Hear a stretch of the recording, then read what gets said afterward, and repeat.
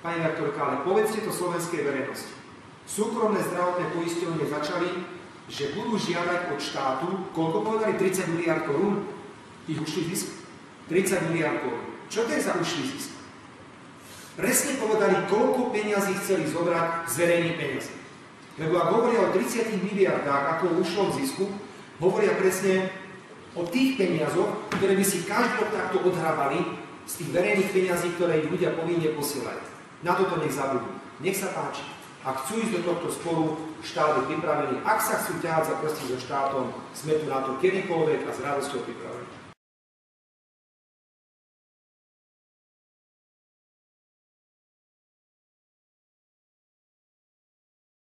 Rovnako rešpektujeme rozhodnutie Ústavného súdu vo veci zákazu zisku súkromných zdravotných poisťovní.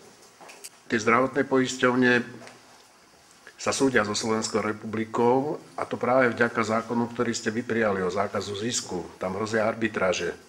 Čo s tým teda, ak tie arbitráže vyhrajú?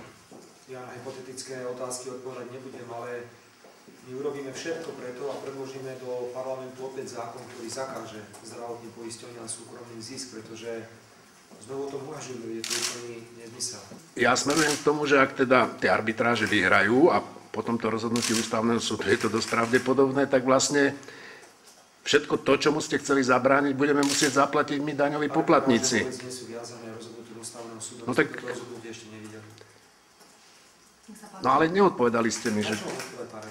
Ja hovorím o tých arbitrážach. Čo ak to... neviem, ako dopadnú arbitráže. Keď dopadnú arbitráže, nejako tak potom bude tlačová konferencia a budeme to komentovať. Dobre.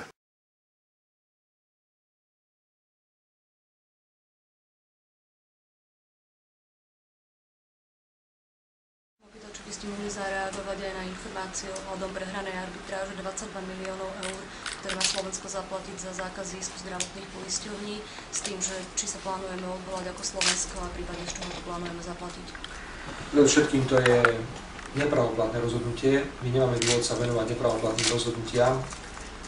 Okrem toho je tu silné stanovisko Európskej komisie k náš prospech. Ktoré povedal pán Lipšic, ja to budem citovať. Odkazujem vám, aby ste boli chlap a aby sa strana Smer vzdala svojho štátneho príspevku za 4 roky 24 miliónov eur a z toho to zaplatila tých eventuálnych 22 miliónov. Ja myslím, že môžeme prejsť ďalšie otázky. Ale druhá vec je, koľko Slovensko zaplatilo za právne zastúpenie v tomto spore. Podľa pána Lipšica je to spolu 40 miliónov eur, aj keď teraz rátame s tými 22 a 3 miliónmi trhov, keď na to vieme reagovať. Žaloba bola 170 či koľko miliónov? 170 miliónov. 170 miliónov, ale ja vidím, že ste z toho všetci vzrušení, ale to je nepravoplatné rozhodnutie. My sme z toho vôbec vzrušení.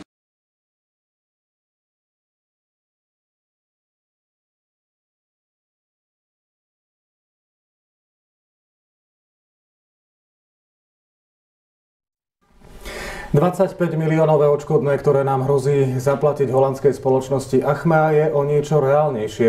Myslia si to právnici potom, ako nemecký súd nevyhovel procesnej námietke Slovenska. Spor Slovensko versus Achmea, 22 miliónov náklady na právnikov, 20 miliónov a to ešte vraj zďaleka nie sme na konci.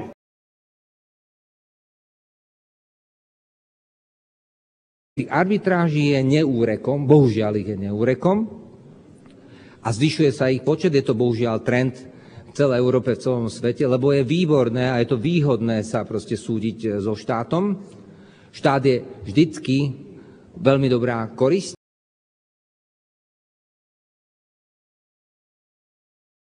A v tomto duchu vnímame aj akékoľvek hrozby. No nech idú do toho. Nech idú do toho. Chcú si to rozdať so štátom, nech sa páči. Poďme.